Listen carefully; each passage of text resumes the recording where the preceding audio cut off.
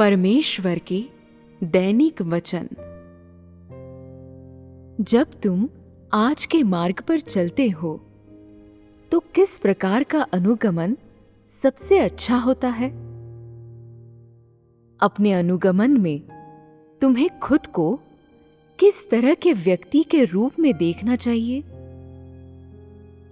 तुम्हें पता होना चाहिए कि आज जो कुछ भी तुम पर पड़ता है उसके प्रति तुम्हारा नजरिया क्या होना चाहिए, चाहे वो परीक्षण हो या कठिनाई या फिर निर्मम ताड़ना और श्राप। तुम्हें इस पर सभी मामलों में सावधानी पूर्वक विचार करना चाहिए।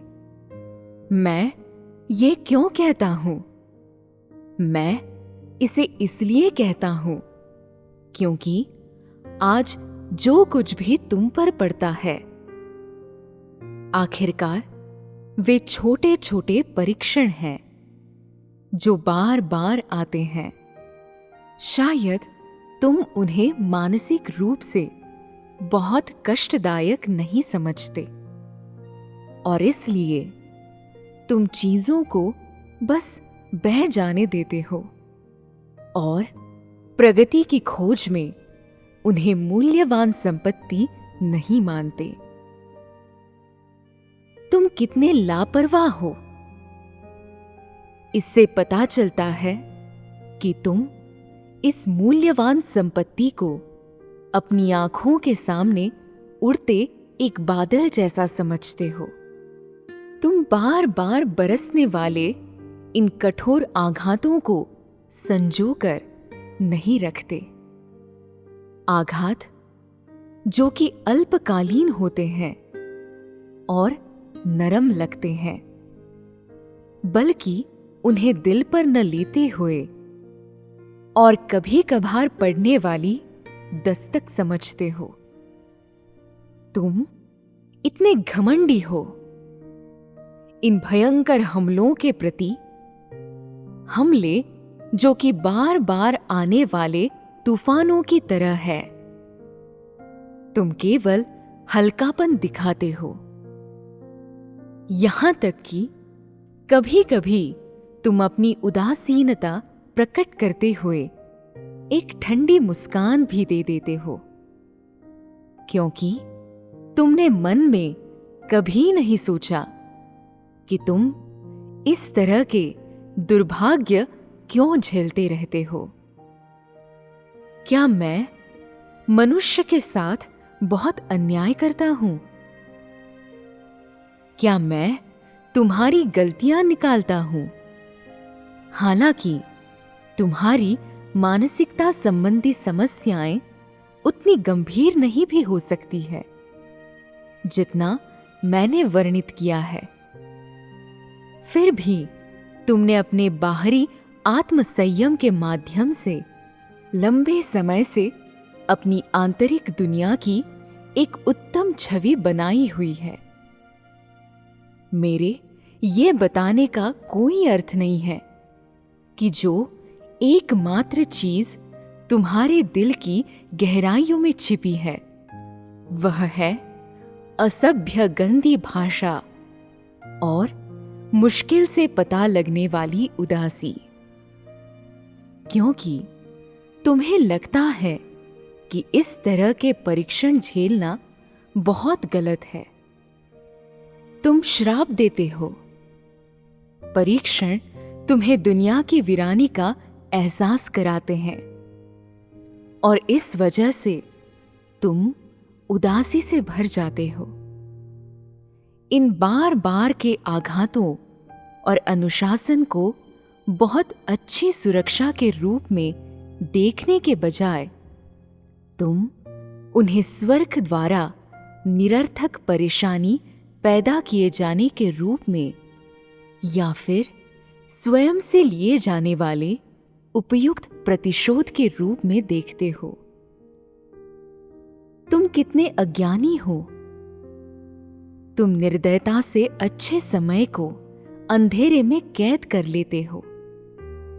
बार बार तुम अद्भुत परीक्षणों और अनुशासन को अपने दुश्मनों द्वारा किए गए हमलों के रूप में देखते हो।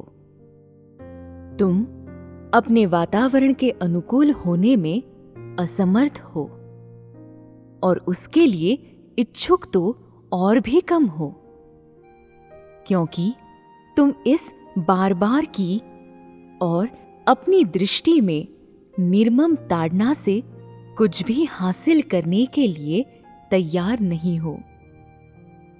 तुम न तो खोज करते हो और न ही अन्वेषण, बस अपने भाग्य के आगे नतमस्तक हो जाते हो और उस स्थिति को स्वीकार कर लेते हो जिसमें तुम हो। जो बातें तुम्हें बर्बर ताड़ना लगती है, उन्होंने तुम्हारा दिल नहीं बदला, न ही उन्होंने तुम्हारे दिल पर कब्जा किया है। इसके बजाय उन्होंने तुम्हारे दिल में छुरा घोंपा। तुम इस क्रूर ताड़ना को इस जीवन में अपने दुश्मन से ज्यादा नहीं देखते और तुमने कुछ भी हासिल नहीं किया है। तुम इतने दम्भी हो।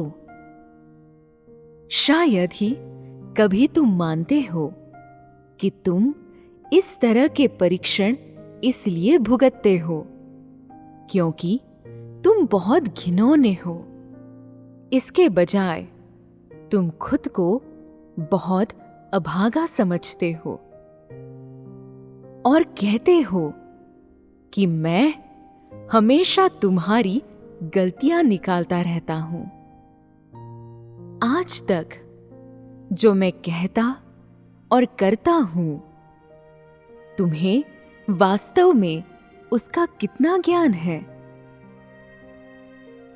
ऐसा मत सोचो कि तुम एक अंतर्जात प्रतिभा हो जो स्वर्ग से थोड़ी ही निम्न किंतु पृथ्वी से बहुत अधिक ऊंची है। तुम किसी भी अन्य से ज्यादा होशियार नहीं हो। यहां तक कि ये भी कहा जा सकता है कि पृथ्वी पर जितने भी विवेकशील लोग हैं, तुम उनसे कहीं ज्यादा मूर्ख हो, क्योंकि तुम खुद को बहुत ऊंचा समझते हो और तुम में कभी भी हीनता की भावना नहीं रही। ऐसा लगता है कि तुम मेरे कार्यों को बड़े विस्तार से अनुभव करते हो। वास्तव में तुम ऐसे व्यक्ति हो जिसके पास विवेक की मूलभूत रूप से कमी है, क्योंकि तुम्हें इस बात का कुछ पता नहीं है कि मैं क्या करूंगा, और उससे भी कम तुम्हें इस बात की जानकारी है कि मैं अभी क्या कर रहा हूं। इसीलिए मैं कहता हूं कि तुम जमीन पर कड़ी मेहनत करने वाले किसी बूढ़े किसान के बराबर भी नहीं हो। ऐसा किसान जिसे मानव जीवन की थोड़ी भी समझ नहीं है और फिर भी जो जमीन पर खेती करते हुए स्वर्ग के आशीषों पर निर्भर करता है। तुम अपने जीवन के संबंध में एक पल भी विचार नहीं करते। तुम्हें यश के बारे में कुछ नहीं पता और तुम्हारे पास कोई आत्मज्ञान तो बिल्कुल नहीं है। तुम इतने उन्नत हो